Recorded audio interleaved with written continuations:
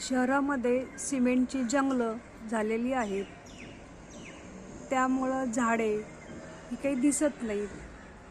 सगळे शहरे ही सिमेंटची जंगले आहेत. याचं एक उदाहरण पहा.